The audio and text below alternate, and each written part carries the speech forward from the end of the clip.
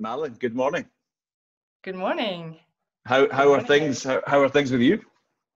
I'm fine, very fine. Yeah, it's summer. I mean, today it's raining, but it's summer. I love summer. So you are geographically you're pretty close to Gothenburg in Sweden? Yeah, right now. Yeah, during holiday, I'm with family and friends here. Very good. Because you actually live in Norway, don't you?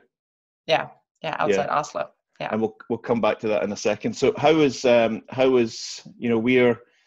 we're at quite an odd situation here because being part of the United Kingdom, we're very close to England, clearly. So we've got the British government giving out rules on how we all get back to work and back to life.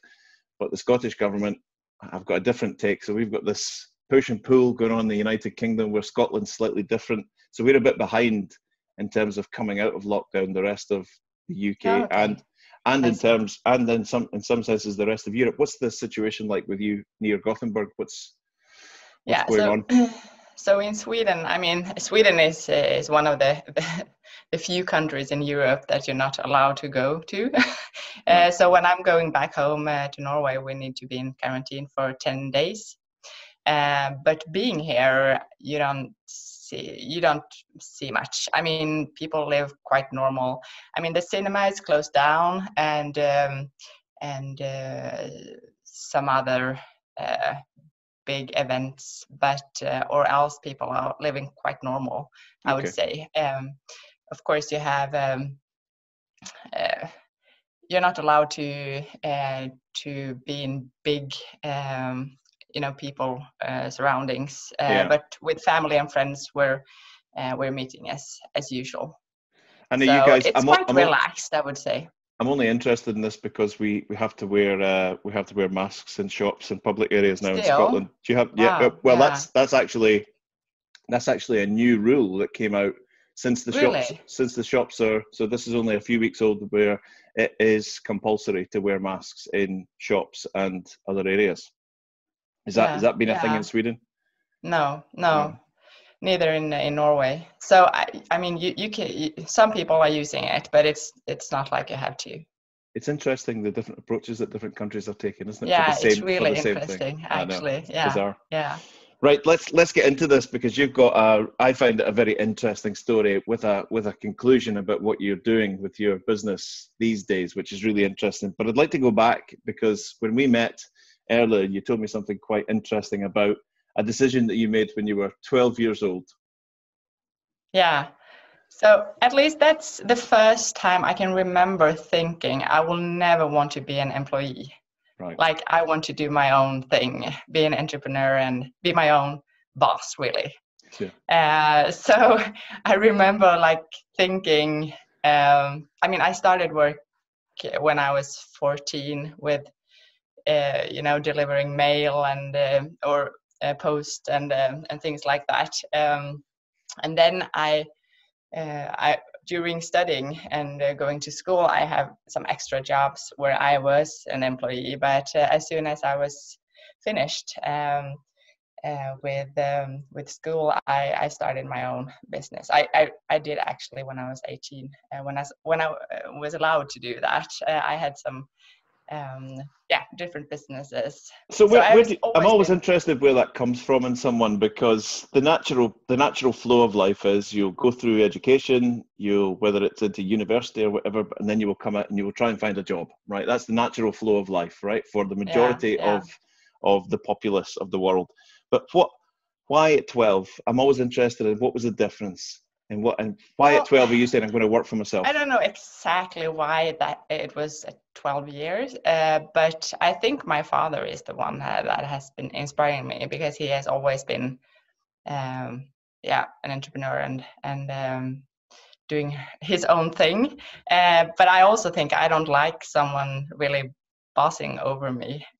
I have never liked that. I want to make my own decisions and go my own path, really. I think that has always been my thing, to figure out my own way to do things. I can remember as a child, I wanted to be, different. Like, I didn't want to do, if everyone was doing something, I went the other way, even if I wanted to do that.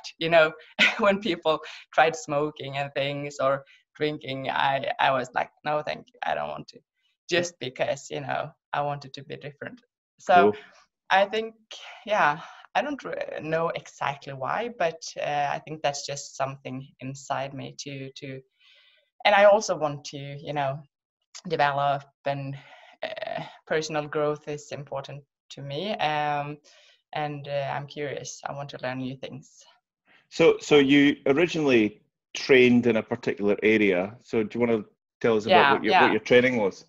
Yeah, so my profession is a doctor of naprapathy. It's almost like a chiropractor. I have always been interested in health and nutrition and the human body, really. So that's what I went to educate myself. And then after becoming a mom 8 years ago, I studied nutrition and wrote a book, my first baby food book. And that's really when everything changed, when I found out what my real passion is.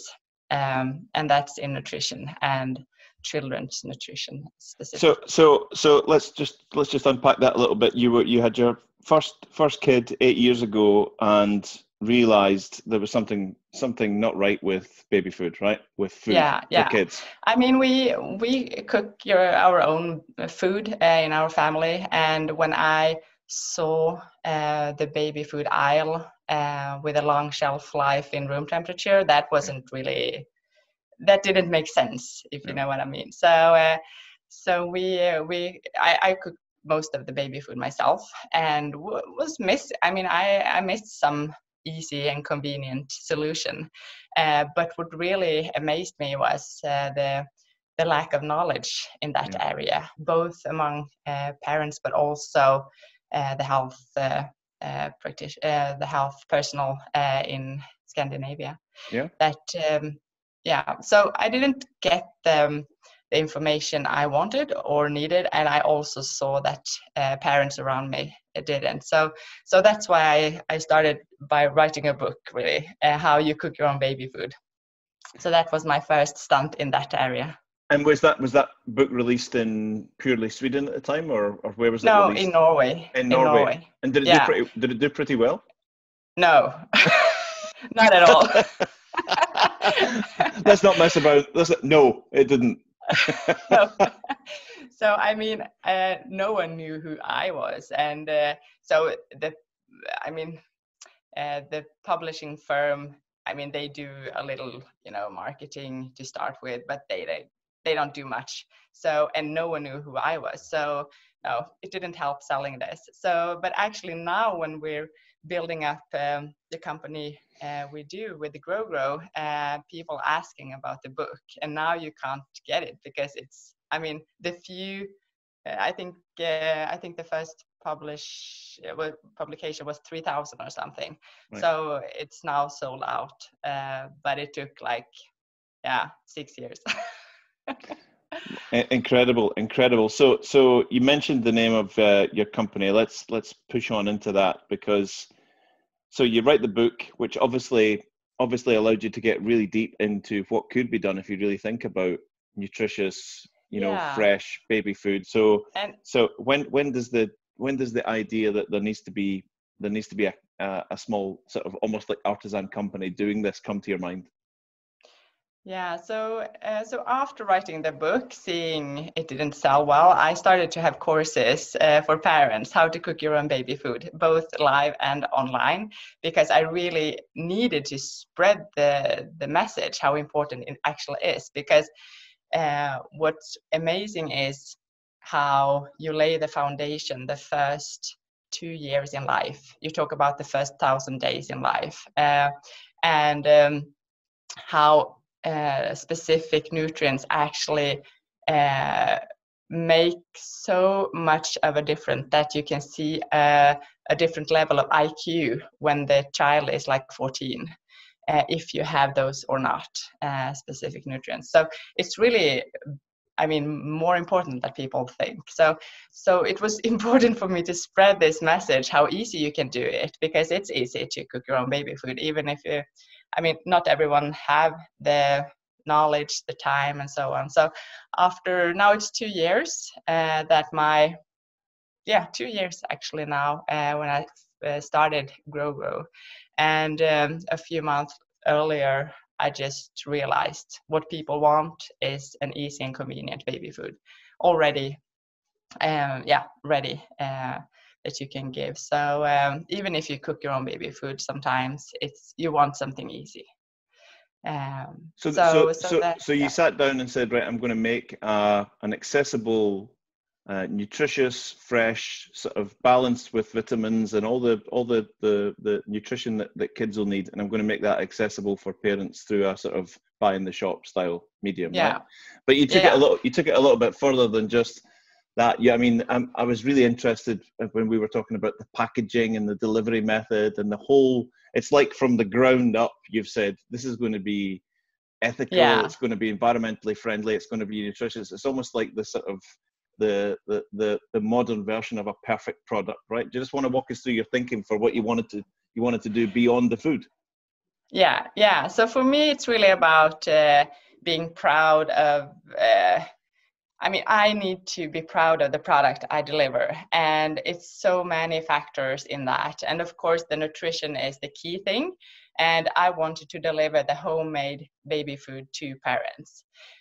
Well, in industry, it's not that easy. So we have come across a lot of different methods, and not everyone is as good as I would like and as it say. So the nutrition is important. That's why we now use this HPP technology, which is cold pressed. Here in Scandinavia, it's normally used in juice. That's how people know it. And we're using that in baby food to keep the nutrients, keep the taste, and also keep the texture in the product. But for the pouch that we use, we remove the spout. And this way, we actually remove 50% of the plastic in every pouch. And the World Health Organization actually is saying that they don't recommend people or companies or parents to give those with spout, because you don't get the right motor development in the child's mouth, and also you don't get you don't see the food, you just drink it. So that's something that we also recommend as a company, that you should cook your own baby food, because it's really about starting good everyday life. What's the word? Really about cooking from start. So the child see the food and see what's coming in, and also the parents learn how to do things. So that's quite interesting, and I found that interesting when we were talking that when a companies make a product, their whole focus and their whole discussion is about use this product only. But you're actually advocating your product as, look, it's here if you need it. It's accessible, and it's cold pressed, and it's ethical and all of that.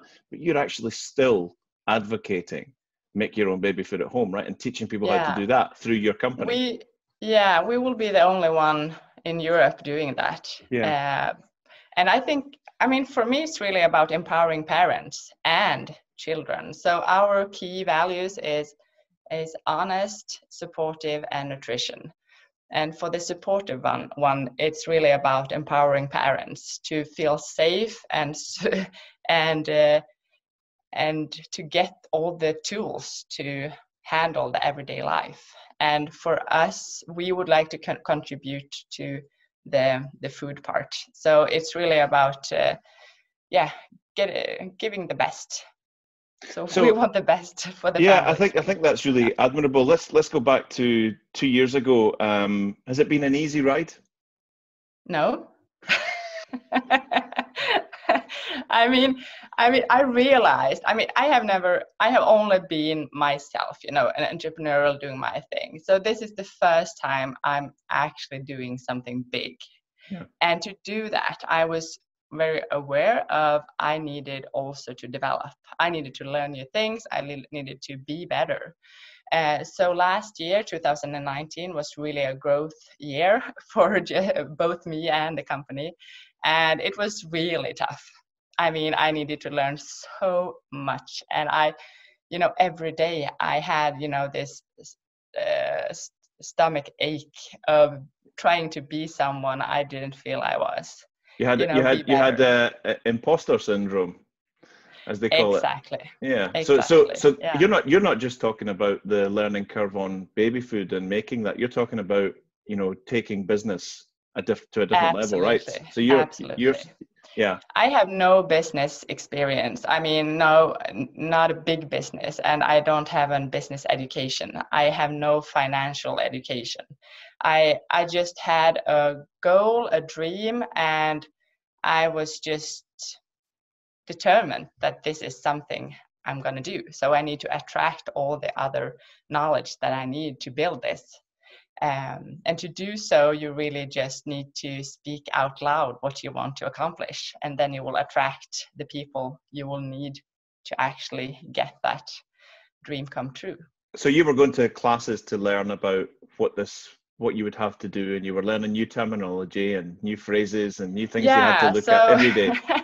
So I joined the first Scandinavian Antler program. Antler is a startup generator, a global one now.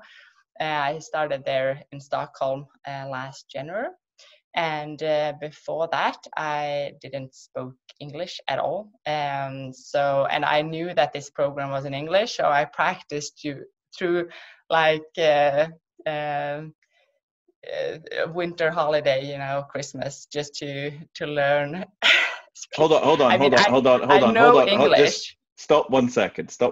So so you realized the business schools that you were going to be going to were going to be in English when? In December, I knew I would attend first week of January. And which year? Last year, 2019. Last year, and you didn't actually properly speak English? No, I didn't. That was like a phobia for me to speak English. So all this that you're doing right now, all this stuff is a year old. Yeah. Wow. So people are scared to speak in front of a public, unseen. And for me, it was really about speaking English. So that was, that was tough, but I knew I just had to, or else I wouldn't be able to do this. So I find that absolutely incredible that you learned a new language so that you could go to school and learn about what you needed to learn about, and also you knew it would be helpful for your business, so you just decided to learn English in less than a year and be conversational.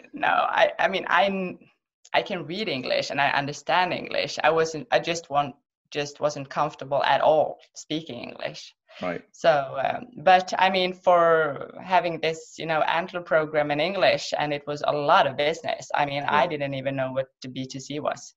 I sat with my phone Googling things. trying to look really smart, going, B2C. Yeah, B2C. for sure. Really smart. Yeah. I was able to finish the program, and we got our first investment. So I did something good at least. Yeah. and that was pretty much the start, I would say. Then I lift up both myself and the business to a higher level, and understood what's needed and started to work. Yeah, for real. So then you start to make business plans, and you start to line out exactly what you need and what you want, and start looking at suppliers and inputs and outputs and all of that. Has that process itself been relatively smooth, or has it been have there been any difficult times? Yeah, so actually it has, because baby food and this technology that we're using is quite new in Europe. So it took us 1 year actually to find a producer that could actually do the baby food that we want. Wow. And also had, were willing to work with a startup as well, because, so So I found my co-founder based in London during the Antler period, and we have now worked together for a little more than a year, and finally now we have a producer and we are planning for launch. So we will launch now in September in Norway and in October in Sweden. Very much looking forward to this. Oh, I bet you are. So just say that again. So that's October in Norway and November in Sweden. No, September in Norway and October in Sweden. Well, that's incredibly exciting, isn't it? Yeah, very much so. And actually, early on, I did a crowdfunding where parents in Oslo could pre-order and pay products. And they did in December 2018. Oh. And they're still waiting for the product. Some of the parents have their baby number 2 now. And they're so supportive. I mean, I'm so grateful to have, the parents sharing us forward, because I mean, most of the parents, they still want the baby food, even if they would eat it, by themselves. Yeah. So you've got the launch coming up. Clearly starting in your home areas. You're from Sweden, but you live in Norway, so targeting those areas is great. And that's from what I know, that's also actually one. I mean, our brand strategy to build up a Scandinavian brand. Also then to go further out in Europe. So it's really the origin is important as well. Yeah, very much so. Because I've been in and around Norway for 20 odd years, and I see a difference in the way that people approach food in Scandinavia. Been a bit in Sweden as well, Denmark. I see a difference in the way that people approach food in Scandinavia. So I think we would have the perception over here that if something was Scandinavian, Swedish, or Norwegian, that it'd be quite nutritious and quite cool, and maybe a bit front of mind more than we would be in the UK with food. So I think that's a good thing. So the launch coming towards the end of the year. I've got a sneaky suspicion, I've never asked you this question, but I'm already picking up vibes that you're thinking about the next evolution or something else. There's got to be, just by the way that you run your life, or is it full focus on that and nothing else? So actually, this is the first time in my life that I want to really, fulfill this goal. I mean, it's the first time in my life that I really have the passion. I mean, I don't have a backup plan. I don't have anything else I want to do. So it's really 100% full forward. But I mean, I have a lot of ideas how to continue develop both products and categories and new markets and so on. So it's really about a food revolution, I would say, like a baby food revolution, because it's so much to do in this area. Nothing has really been done since 1920. Yeah. I mean, the big revolution was when the pouch came. I mean, it's not like anything when it comes to food quality or production. So it's a trend. You can see it in the US, but also in Europe. There's a few players that has already started, but we will be the first one in Scandinavia. So it's magnificent. It really is. And I also love the fact that there's a trend coming on these Crux Casts of people who either looked at an old system or an old way of working and decided that they were going to fix it, or people who just decide to take on the giants. Now, it seems that, when I think of the baby food world, I think of the big names that are known across Europe, right? But that didn't even put you off, right? I mean, these are massive, massive organizations, but that didn't put you off at all. You just said, no, there needs to be a change here. There needs to be something better. Yeah, this is too important. Yeah. I mean, it's not the time to be scared, really. I believe that the customers, I mean, the parents, they are so aware now and they want something new. And I mean, the big players, they can't do anything about it. They need to adapt as well. Yeah. So, and we as a small company can actually connect with our consumers in a complete different way. Yeah. So I believe that today that's a strength. So I have a great belief that we will succeed. Absolutely. Yeah. And with, with that kind of thinking, with social media and connecting with people over social waves, Exactly. yeah, It's this new is, times now. Yeah, yeah, it's very different much so. times now. Very Yeah. much so. Very much so. Listen, you need to shout out loud and proud what the company name is just once more. Yeah, it's grogro. A grogro. I said with Yeah. lots of energy, and that's Gro. Yeah, yeah, And and it's really about growth and development. superb. And the website. Yeah, so it's growgrowfood.com, and we also have a Swedish and Norwegian site, growgrow.no in Norway and growgrow.se for Sweden. Very good, very good. Listen, and there we also have a lot of recipes that they can use for cooking as well. So you just have those on the website? Yeah. Oh, fantastic. Yeah. The world is definitely changing. Definitely changing. Yeah, without a doubt. That's a good thing. Yeah, indeed. Listen, it's an absolute pleasure to talk to you. I love what you're doing with this brand. I love how it came about, what the values are.